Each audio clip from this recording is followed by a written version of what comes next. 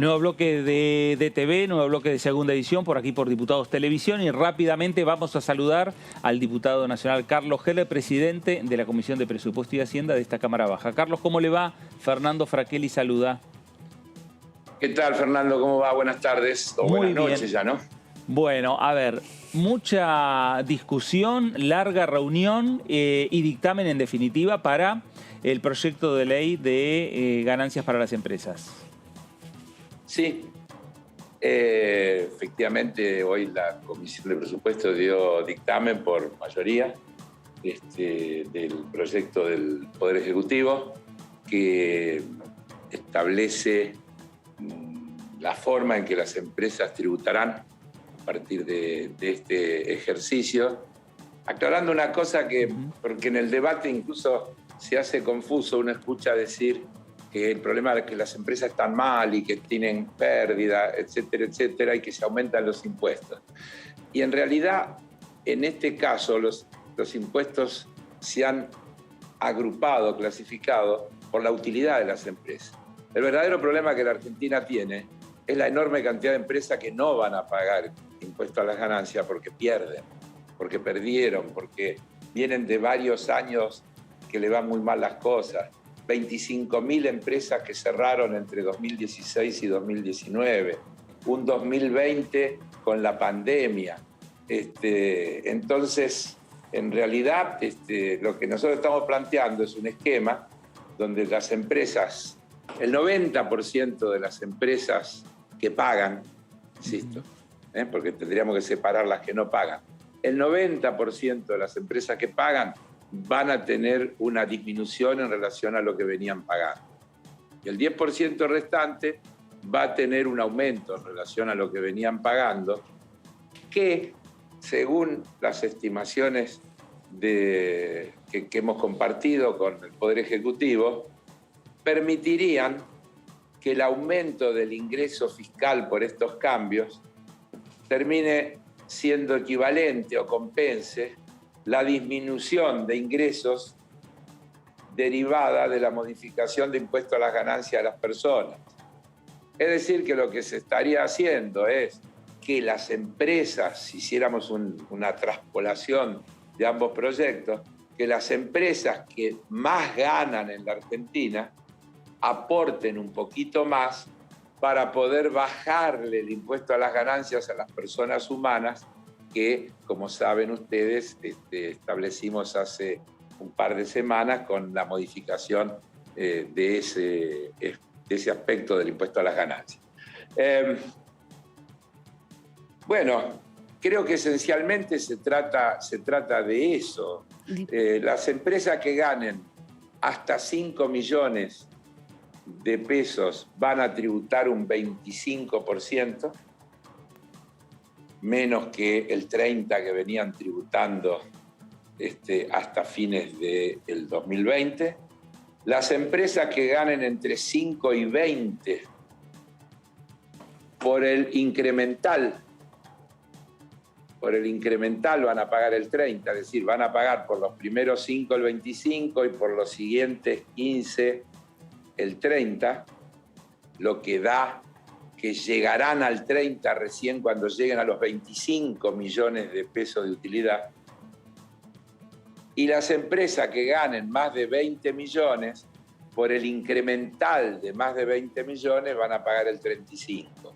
Con lo cual, cuando una empresa llegue a, creo que son los 200 millones de pesos de ganancia, va a llegar al 34,9%, es decir, estaría casi en el nivel del 35% de tributación. Esto es el esquema, con una serie de aclaraciones importantísimas. Sí. Que estos cálculos que nosotros estamos haciendo están tomados sobre los datos de las empresas del 2018, proyectados inercialmente como si estuvieran las mismas empresas de entonces o como si los resultados, solamente ajustando lo que ganaron en el 2018, lo proyectamos al 2021 y sobre esa base se hacen cálculos de cuánto puede ingresar. Pero el impuesto a las ganancias se paga de una manera tal que, por ejemplo, una empresa que le vaya muy bien en el 2021, pero que perdió plata en el 2020, va a aparecer, digamos, devengando un impuesto, pero va a pagar neteando con la pérdida del año anterior, es decir, que va a pagar muchísimo menos, o podría hasta llegar a no pagar nada si le fue muy mal en el 2020 y lo que perdió en el 2020 más que lo que ganó en el 2021, podría no pagar nada, podría no pagar absolutamente nada, a pesar de que en el dato del impuesto teórico que debería pagar apareciera con una cantidad. Eso todo lo hemos estado trabajando con estimaciones, no hay otra manera que hacerlo, y nos permite redondear esta idea en la que hemos coincidido con la gente del Ministerio de Economía, de que el ingreso fiscal por estos cambios aumentaría en una proporción similar a lo que disminuiría el ingreso fiscal por el impuesto a las personas. Básicamente se trata de esto y no embarullarlo mucho más. Perfecto. Yo les agregaría, Sí. y paro, porque es notable. Hace un rato apareció una nota en el diario El País de España, esta tarde, que se refiere, el título es: Biden propone un plan de 1,8 billones de dólares para mejorar la protección social. Les quiero leer solo un párrafo. La Casa Blanca pretende pagar su proyecto social con un alza del impuesto sobre la renta a los más ricos del 37 al 39,6%, combatiendo el fraude fiscal y doblando el gravamen a las ganancias del capital a aquellos que ganen más de $1 millón al año. En otras palabras, se revierte el plan de impuestos de Donald Trump de 2017. La oposición republicana será feroz, entre otras razones, por las cuales desde las filas de ese partido se repite como un mantra que semejantes subidas de los impuestos solo perjudicarán a la economía. Yo le digo que le cambio los nombres propios y es exactamente el debate que tuvimos acá y que tenemos acá. Exactamente el mismo.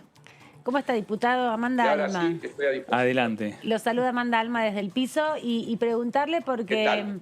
Muy bien, preguntarle dos cosas. Por un lado, diputados de la oposición, que no son de Juntos por el Cambio ni de Consenso Federal, acompañaron con algunas disidencias el dictamen. ¿Sabe de qué disidencias se trata o con qué no están de acuerdo estos diputados? No, hubo un diputado que firmó el dictamen en disidencia.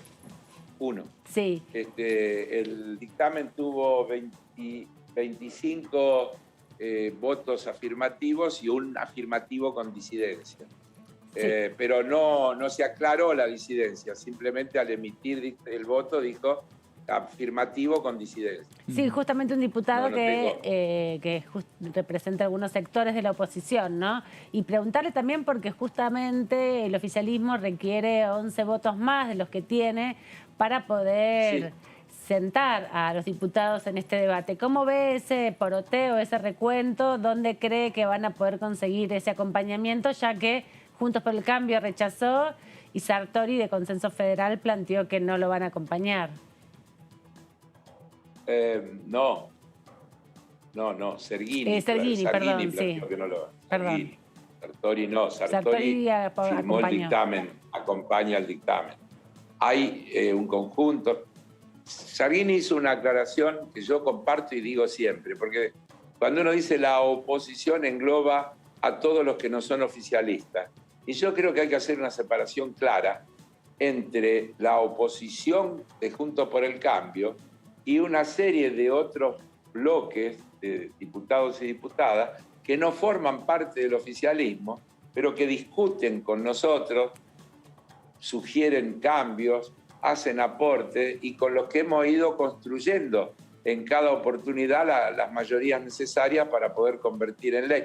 La democracia funciona así.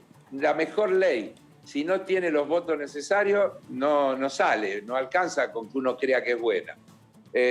Hasta aquí nosotros hemos tenido siempre esos acompañamientos, porque hemos tenido siempre también una actitud dialoguista, negociadora, de buscar la construcción de esos acuerdos, porque no se trata de simplemente pedir que nos voten, sino de construir esos acuerdos.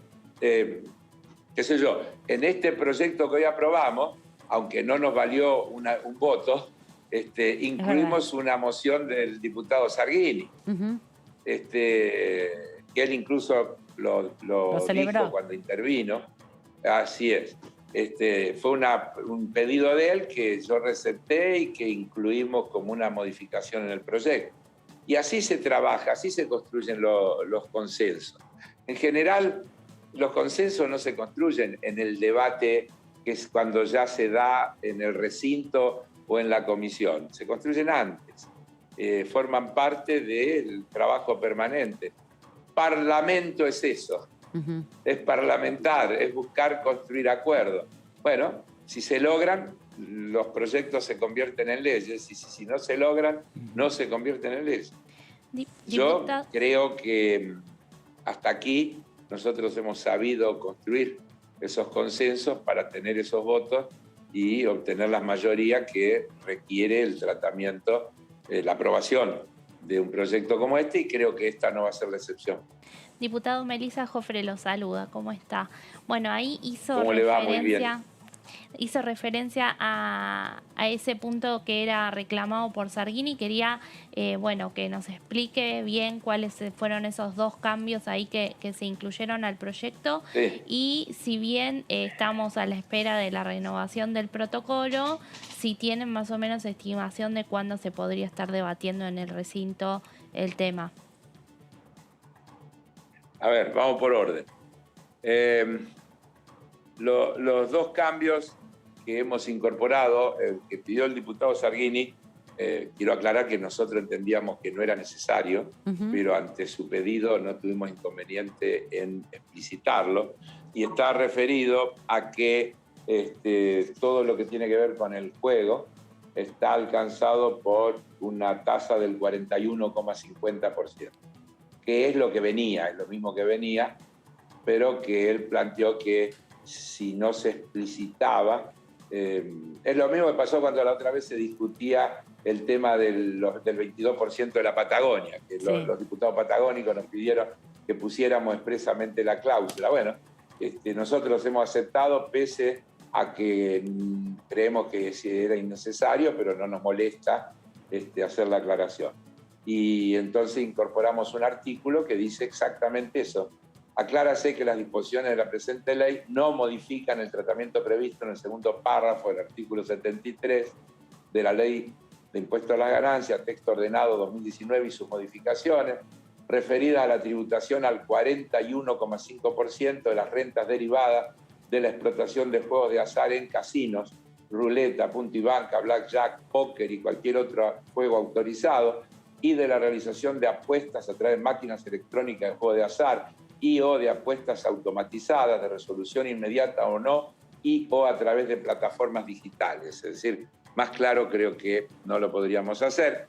Y el otro agregado tiene que ver con un artículo que agregamos que tiene el objetivo de incorporar en esta ley las cuestiones de género, una preocupación que tenemos permanentemente, para favorecer la incorporación de mujeres, travestis, transexuales y transgéneros como directores, directoras, síndicos, síndicas o miembros de los consejos de vigilancia, y se refiere a sumas deducibles que se destinen al pago de honorarios a estos funcionarios y funcionarias, estableciendo que el monto fijo a que se refiere el párrafo anterior se incrementa en un 40%, cuando su preceptor es mujer, y en un 60% si se tratare de travestis, transexuales y transgénero, hayan o no rectificado sus datos registrales de conformidad con lo establecido en la Ley 26.743. Esos son los dos cambios que hemos incorporado al proyecto del Poder Ejecutivo, y que hoy tuvieron el dictamen de la Comisión. Y este último cambio, diputado, que usted hacía referencia de inclusión de mujeres y personas travestis, transgéneros y transexuales, buscan sobre todo promover que haya mayor participación en cargos directivos, ¿no?, de mujeres y personas de la diversidad. Sí, tanto es así Yo por brevedad no se lo leí entero. El artículo sigue y dice: en la medida en que resulten de aplicación disposiciones societarias que establezcan un cupo mínimo de composición del órgano de administración y o de fiscalización de los contribuyentes comprendido en el inciso A del artículo 73, los incrementos dispuestos en el párrafo precedente solo procederán por la incorporación de integrantes que representen un excedente que se verifique en relación al mencionado cupo. Es decir, es un estímulo a ir más allá de lo que obligatoriamente se tiene que hacer.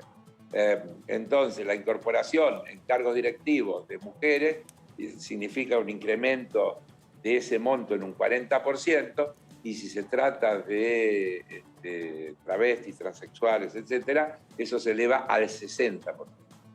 Claro.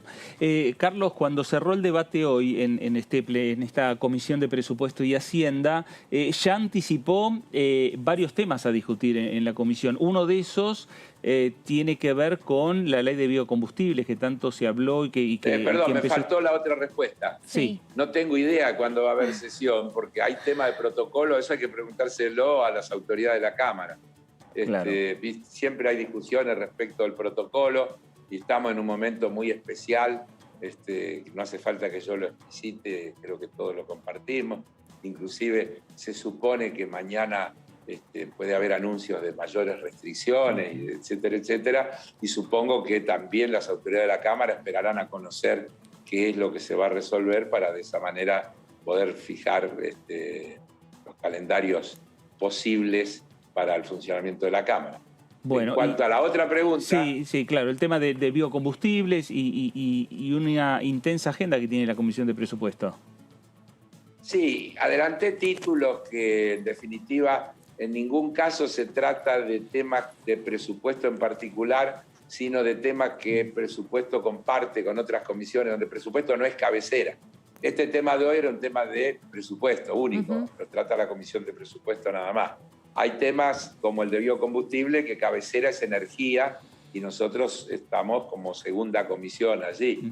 Entonces se podría dar que lo trate energía y después gire a la nuestra, o se podría dar que hagamos una reunión conjunta de ambas comisiones y un tratamiento en conjunto, aunque cuando eso sucede los dictámenes se firman igual por separado. Es decir, se abrevia el trabajo en cuanto a una sola reunión. Si vienen funcionarios, vienen una sola vez, explican a las dos comisiones o a las tres comisiones, como a veces sucede, pero luego cada comisión tiene que emitir su propio dictamen con la mayoría correspondiente para que eso pueda ir al recinto y ser tratado con el objeto de ser convertido en ley o media sanción según se trate. Claro, y además el tema del biocombustible es una ley que tiene vencimiento el 12 de mayo, creo que es la ley que vence. Entonces, pero también es una ley, como hoy se dijo, de mucha complejidad, porque atraviesa transversalmente. Son de esos temas donde no solamente, digamos, la pertenencia al bloque juega, claro, sino que tiene mucho que ver con distintos intereses territoriales, etcétera, etcétera. Es decir, que hay un proceso complejo también de búsqueda de los mejores acuerdos posibles, habida cuenta de, como usted bien señala, la ley vigente es próxima a vencer, y entonces urge el tratamiento. Bueno, si no hubiera tratamiento, me imagino que habrá una prórroga de la ley vigente por un periodo determinado a través de un decreto de necesidad de urgencia o algo por el estilo. No se quedará sin la cobertura legal. Esperemos que lo podamos tratar, y por eso había cierto apuro, pero estaban tratando de resolver los temas de protocolo para poder realizar la reunión, y por lo que escuché, no había acuerdo para que sean virtuales las reuniones, es decir, que solo podrían estar no concurriendo aquellos que tengan problemas de salud, etcétera, etcétera, y creo que eso es una complejidad para que esas comisiones están integradas por diputados y diputadas de todo el país. Hay gente que tendría que viajar de todo el territorio, de Jujuy a Tierra del Fuego. para participar de manera presencial, y eso en las actuales circunstancias puede ser una complejidad para resolver. Claro. Y apelando a su experiencia política, preguntarle también, diputado, en ese sentido con lo que está planteando, ¿no? La complejidad política y la complejidad real que hay de la movilización Sí. y los traslados.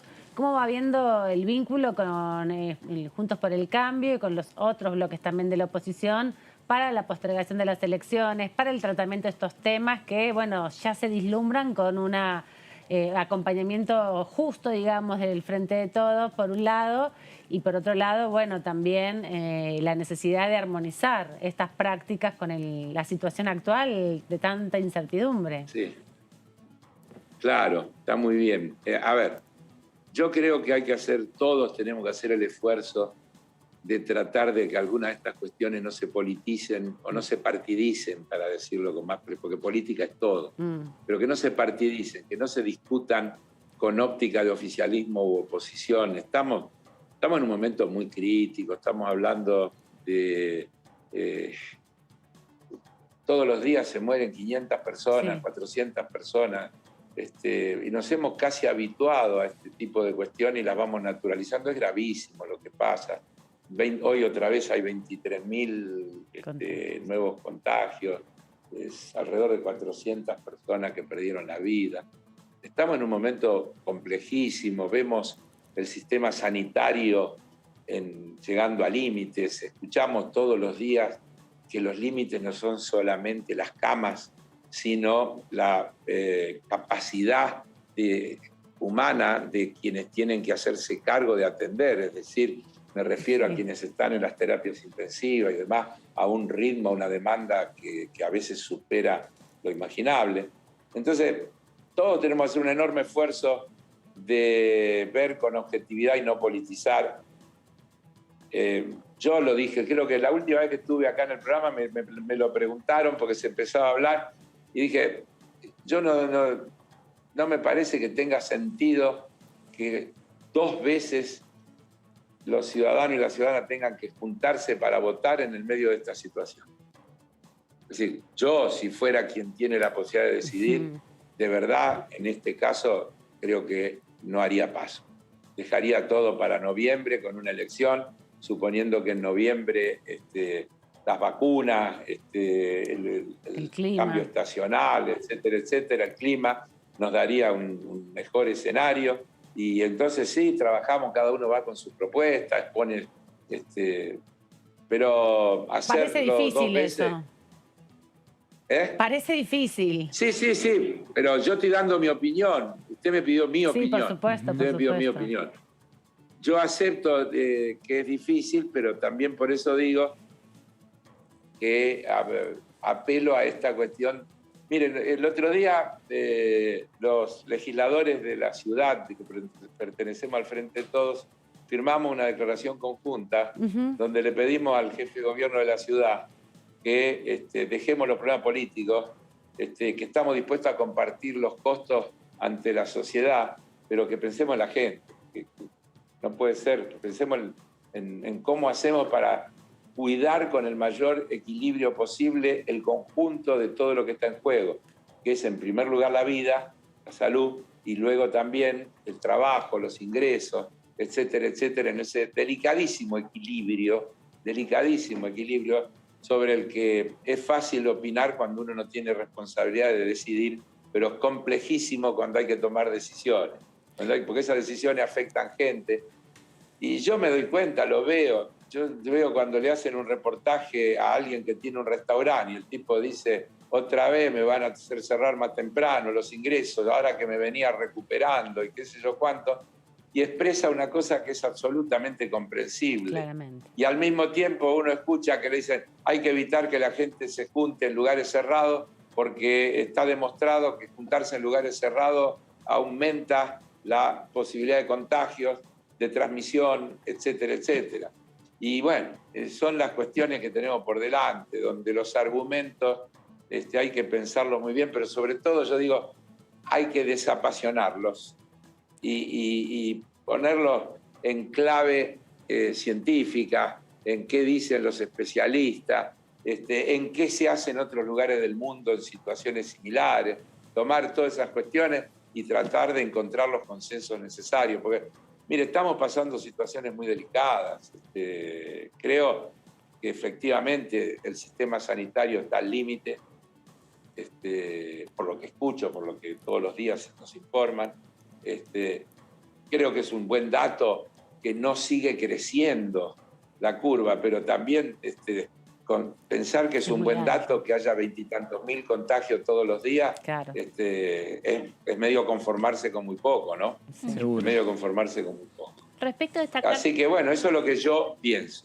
Respecto de esta carta abierta que hicieron legisladores del Frente de Todos al jefe de la ciudad, ¿notó un cambio en esta semana en la actitud de la dirigencia del gobierno porteño, que sobre todo, bueno, la semana pasada había estado súper alerta por el tema de las clases presenciales y con una fuerte tensión, ¿no?, entre gobierno porteño y Bien, nación? Sí. A ver, el hecho de que se han estado reuniendo los jefes de gabinete de la nación, de la provincia y de la ciudad, de que el presidente esté dialogando con el conjunto de los gobernadores, etcétera, creo que va en la dirección de lo que estamos hablando, en la que todos tienen que hacer el esfuerzo de ver lo prioritario, lo principal y posponer algunas cuestiones. Las responsabilidades de gestión, yo creo que cada vez se marca con más claridad la diferencia entre quienes tienen responsabilidades de gestión y quienes solamente opinan desde la política en abstracto o en general.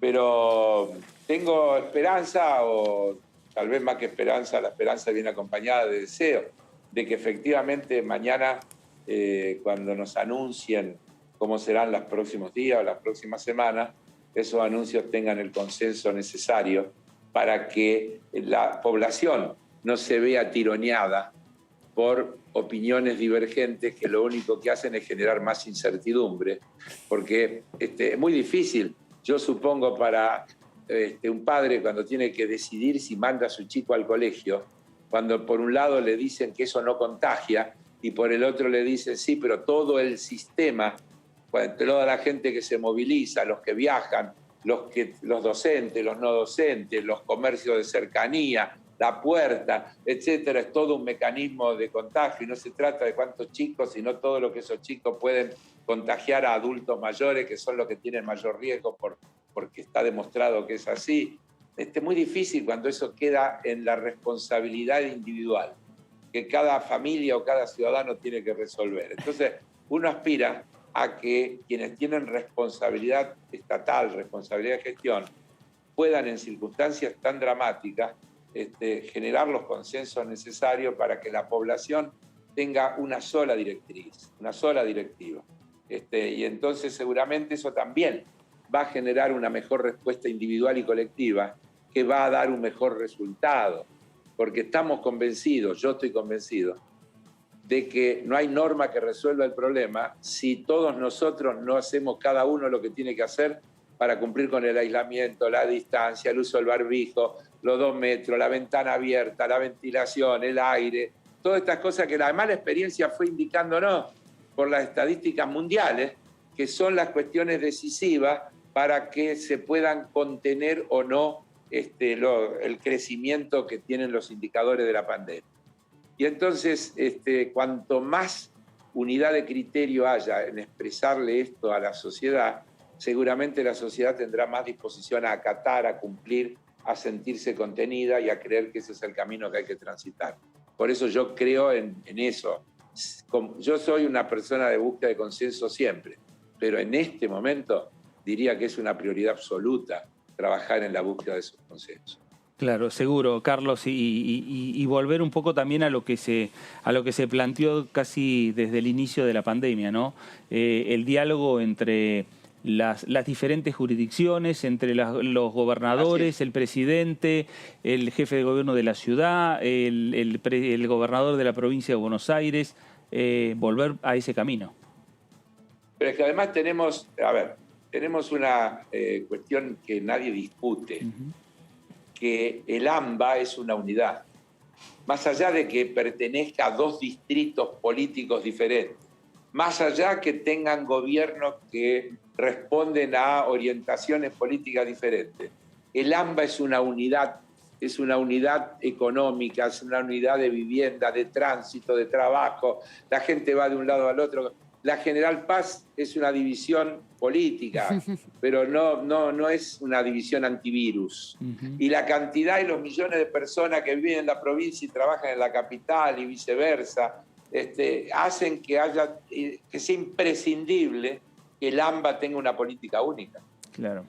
Porque es imposible que se tenga éxito si tenemos en el AMBA políticas diferentes. Y agrego, la experiencia de la primera ola mostró con toda claridad que esto empieza en el AMBA y luego va a todo el país. Así que no es que es un problema del AMBA.